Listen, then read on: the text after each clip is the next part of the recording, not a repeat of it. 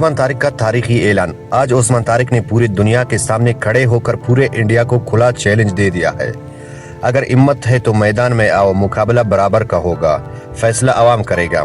ये सिर्फ एक चैलेंज नहीं है, ये जज्बा है। ये सिर्फ अल्फाज नहीं है, ये ऐलान मुकाबला है।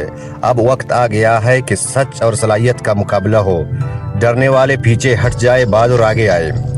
देखते हैं कौन इस चैलेंज को कबूल करता है। लेकिन आज ओस्मान तारिक ने कहा है कि अगर बात सलाहियत की है, अगर बात हिम्मत की है, अगर बात चैलेंज की है, तो फिर मैदान खाली क्यों छोड़ दें।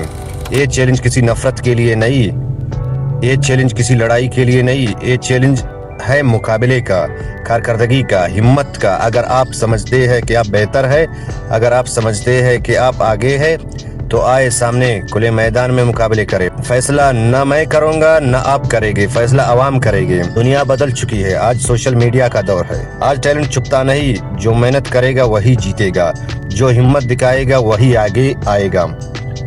ये वक्त है खुद को साबित करने का, ये वक्त है अपनी सलाहियत दुनिया को दिखाने का।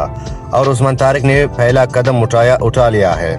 अब देखना ये है कौन इस चैलेंज को कबूल करता है, कौन मैदान में आता है और कौन सिर्फ बातों तक महदूद रहता है। मैं दोबारा कहता हूँ, ये नफरत नहीं, ये मुकाबले है, ये दुश्मनी नहीं, ये हौसले का ऐलान है। तो अगर हिम्मत है, अगर इत्मीनान है, तो आए सामने आए।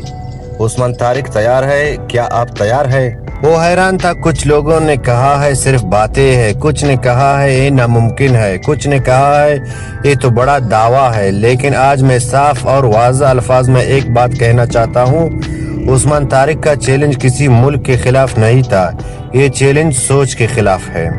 ये चैलेंज उस ज़हनियत के खिलाफ है जो समझती है कि मुकाबले करने से पहले ही हार मान लो। हम क्यों खुद को कम समझे, हम क्यों पीछे रहे? अगर टैलेंट है, अगर मेहनत है, अगर जज्बा है, तो मैदान सबके लिए बराबर है।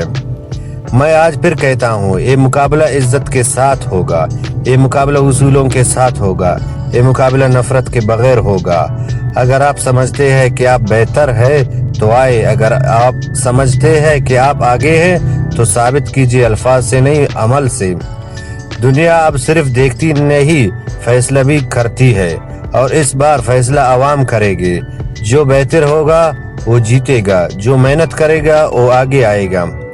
हमने कदम बढ़ा दिया है, अब इंतजार है उन लोगों का जो वाकई हिम्मत रखते हैं। याद रखे, असल ताकत शोर में नहीं, कारकर्दगी में होती है। असल जीत बहस में नहीं, मैदान में होती है। तो मैं दोबारा पूछता हूँ, क्या आप तैयार है या फिर तबसरे ही करेंगे? ओस्मान तारिक पीछे नहीं हटेगा, मुकाबला होगा साफ और शफाफ, सबके सामने होगा।